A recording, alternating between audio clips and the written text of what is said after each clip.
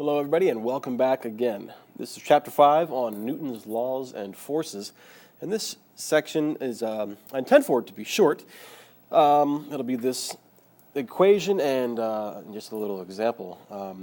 But it's really going to carry, well, to use a bad pun, carry a lot of weight for the rest of the chapter, but also the course, because this concept of weight is, it's really an application of Newton's second law. And also, to understand weight is to really understand a misconception that a lot of people have. The fact that weight is not the same thing as mass. Weight versus mass. Mass, you may recall, is a measure of the amount of matter in an object. It is literally a measurement of matter, and we can measure mass a couple different ways. You might say, well, I can measure my mass by jumping on a scale. Isn't that the same thing as measuring my weight? And the answer is no. I mean, you're finding your mass by determining what the force is that your body applies to that scale. But I can tell you that if you jumped on that scale on a different planet or on the moon, it would give you a very different mass reading, even though your personal mass may not have changed. So mass is simply a measure of matter, the amount of matter. Weight is a measure of a force. And so we notate this a few different ways. So you might see it indicated as just a capital W. And again, being a force, it's going to be a vector, so it's going to have a vector quantity. Sometimes we call it Fg for force of gravity. Sometimes you'll see it Fw, the weight force. But where does that come from? Well, it is a function of your mass, and it is equal to mg, g being the acceleration of gravity. So now wait a minute, that should sound familiar to you, because didn't we just learn recently an equation from Newton, Newton's second law, that is a force, or the net force, but let's pretend weight is the only force, is equal to a mass times acceleration, right? Mass times acceleration. Of course, that acceleration is going to be a vector. Well, your weight force, the force that you apply to, say, a scale or to any kind of force measuring instrument, is going to be your mass times the acceleration of gravity. So if there's no acceleration, or there is no gravity, you have no weight, even though you still have mass. So let me sort of illustrate this in a couple different ways. Let's say you've got, so this is, I'll draw you out in space right here. Let me get a different color. All right, so you got your gray astronaut suit on. All right. And so you're floating out in deep space. Oops, there's a bad hand right there. And there's your astronaut suit, and all kinds of stars and stuff like that, red stars and what have you, in deep space, where we can't say there's no gravity, because gravity is an acceleration that's created by mass that extends basically forever. We can say there's microgravity, but if you had a scale with you, a scale is an instrument that is designed to measure force. It really doesn't measure mass. It measures force, but say you had your trusty bathroom scale with you, it would be floating, as it were, right next to you and measuring a big old 0 on there, right? Because in that microgravity, or the virtual absence of any kind of gravity, any kind of acceleration, there's no force pulling you towards that scale to register. So you would feel weightless, the scale would register 0, and so forth. But let's say, of course, you went back to Earth. All right, so that was scenario 1. Here is scenario 2. Let me down here at the bottom. So now you are standing on Earth, and you actually chose to stand on your scale. All right? As most of us tend to do, we do it on Earth right there, so that's kind of our scale at a sort of an oblique view. And here's you, the astronaut. I'll draw you standing on your scale. All right? All right, very poorly drawn, hastily drawn astronaut standing on your scale. There's an acceleration applied to you. That acceleration is gravity. So that gravity acting on your mass, in fact, I should do this, make a little space right here. Gravity acting on your mass or multiplied by your mass is going to result in your scale registering a force. Your scale is going to say, oh, I don't know, 70, no, sorry, maybe 600 newtons. All right, now, we don't usually measure ourselves using newtons, but remember, a newton is about a quarter of a pound, all right? And so you take that and divide it by 4, that might be an average adult on Earth, okay, 600 newtons. Why do we have that force? Why do we have that weight force? Well, because the acceleration of gravity, g, is acting on your mass to create that force. And that's what we're saying weight is. Weight is mass times acceleration of gravity, mg. In fact, as we go forward, we're really going to be using mg a lot to describe the weight force.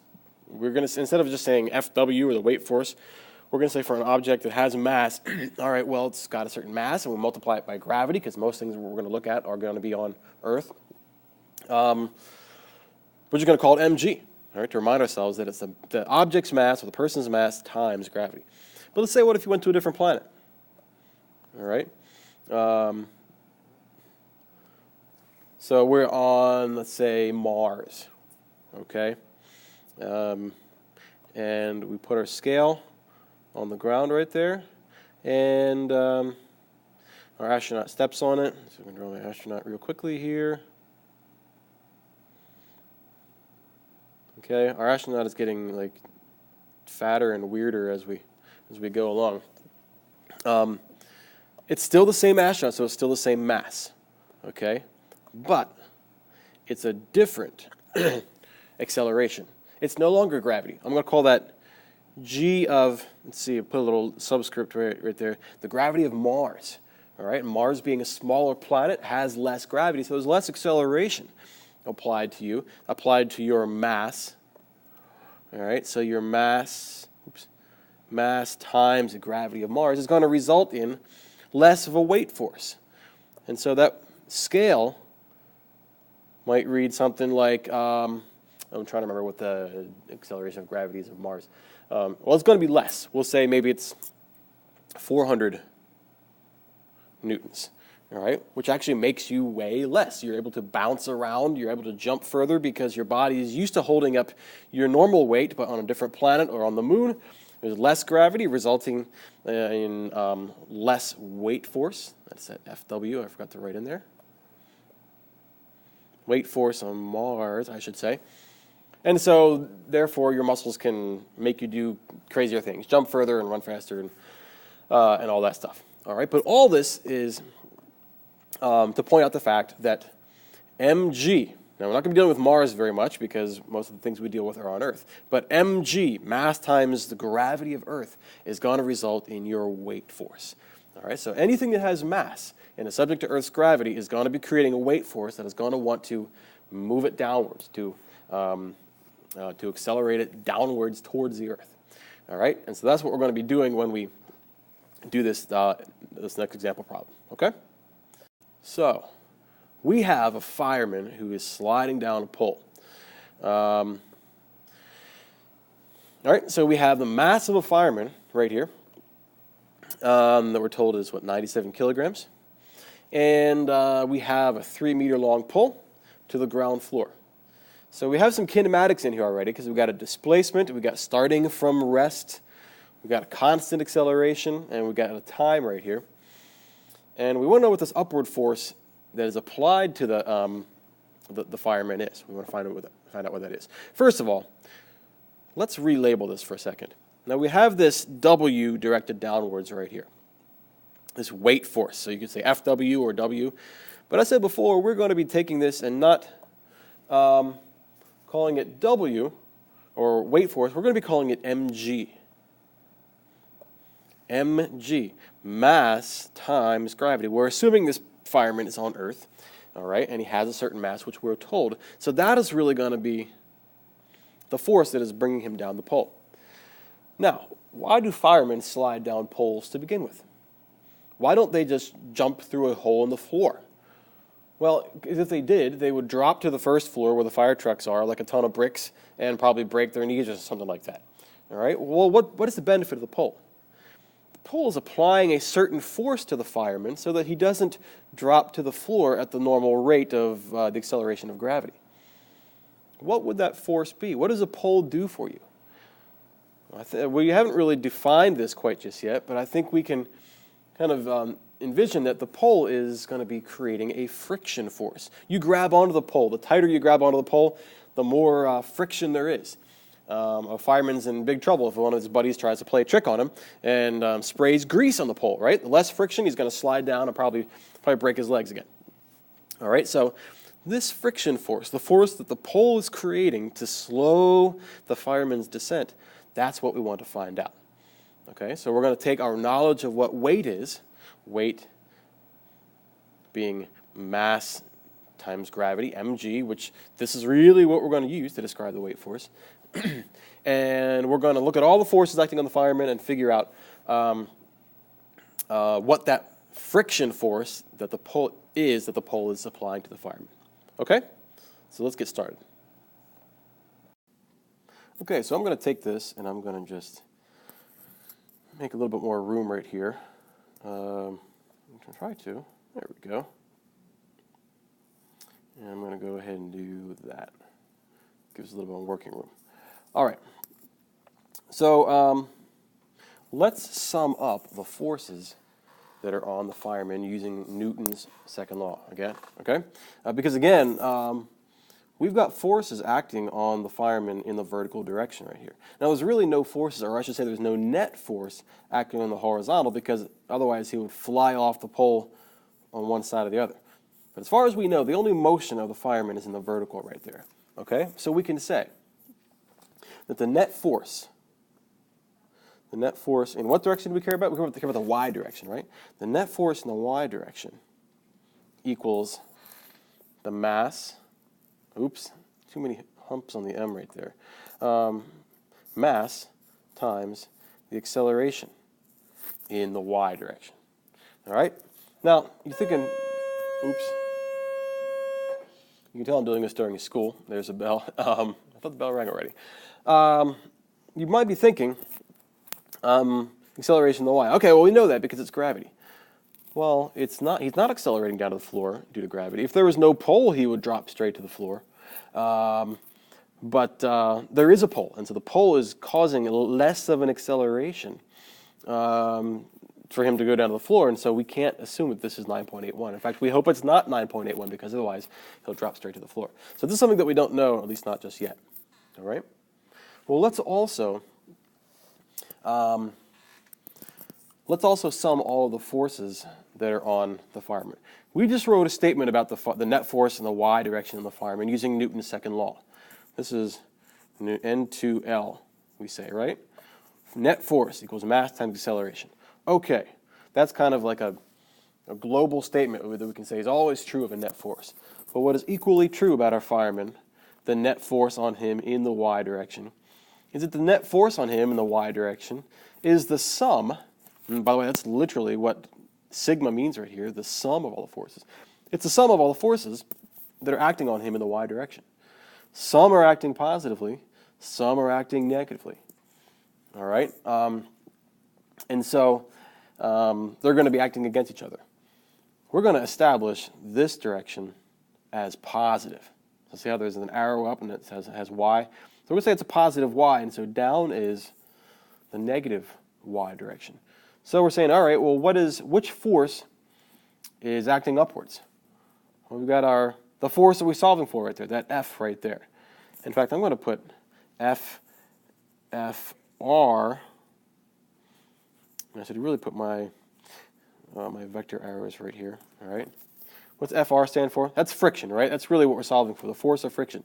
That's acting upwards to keep the fireman from dropping right to the floor. But what's acting downwards? In the negative direction. Well, that's his weight force, right? And we said already we're going to call that mg, mass times gravity, acting downwards. That's what's pulling him down to the first floor. Hopefully that friction force is going to be acting against his weight force to make his descent to the floor more gentle. All right, well, why do we write the net force in the y direction two different ways? Because these are both the same thing. These are equal to each other. All right, it's the same thing. Net force in the y, net force in the y. So both of these statements have to be equal to each other. So we can say this. We can say that the friction force that we're solving for, that is from the pole, minus mg equals mass, that is the mass of the fireman, times the acceleration in the y direction. All right? Now we know what his mass is. We know what g is. Here's the mass here again. We're almost at the point where we can solve for it, but we don't know the acceleration quite just yet. But we can find that because, and I should have done this earlier, we need to write down our knowns, and we have some kinematics values that we can use to solve for acceleration. Now, let me write down our knowns right here because that was just bad practice on my part. The mass, that's a bad m, the mass of the fireman equals 97 kilograms, right? The displacement in the y direction equals 3 meters. Now he's being displaced downwards, right? So that's negative 3.0 meters. He starts from rest, so the initial velocity equals 0 meters per second. And he reaches the ground in, so time equals 1.2 seconds. All right? So we'd love to know that acceleration right there. Well, we've got some kinematics values that I think we should be able to use to find the acceleration. So what is that acceleration in the y direction? Because we know it's not gravity. He's not dropping right to the floor, but it's some other acceleration that the pole is causing him to slow down. All right? So for acceleration, for A, or I should really say A in the y direction, acceleration in the y direction. Okay? Well, what do we have right here? What kinematics values? We've got displacement, we've got initial velocity, we've got time.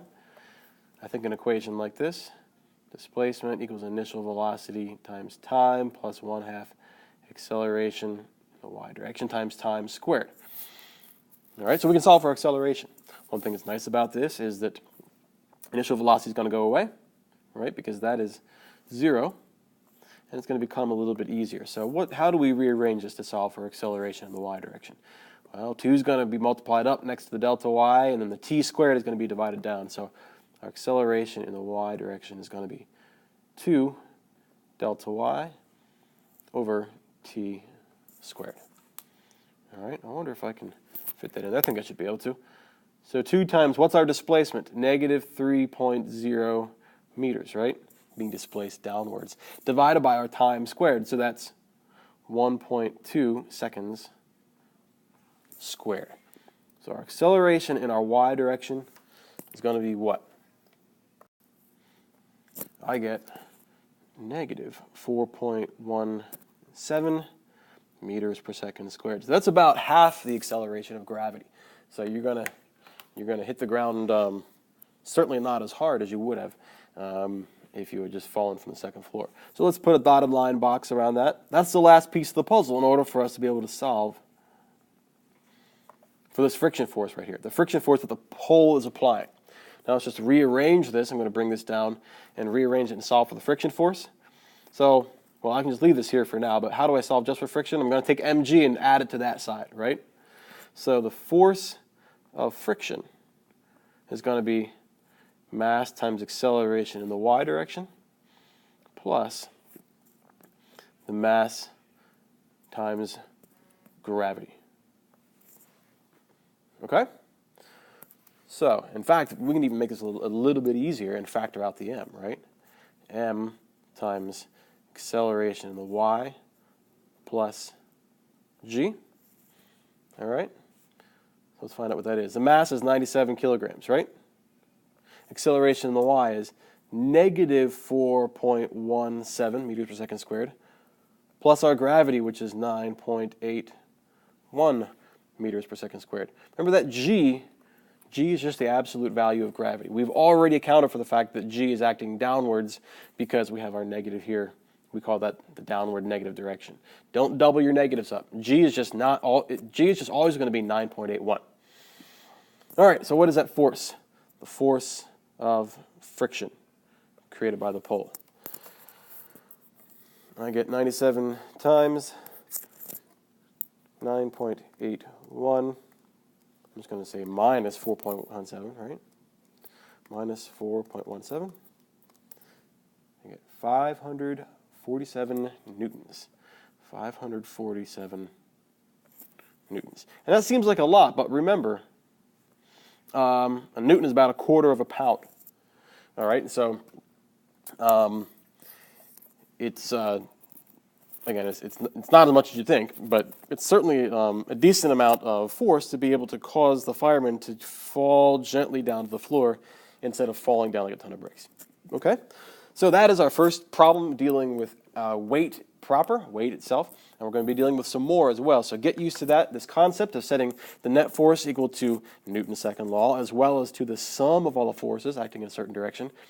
And we're going to use that same concept a lot more in the future. So thanks for following along. If you have any questions, make sure you get in touch with me. But in the meantime, thanks for following along. I'll see you on the next one.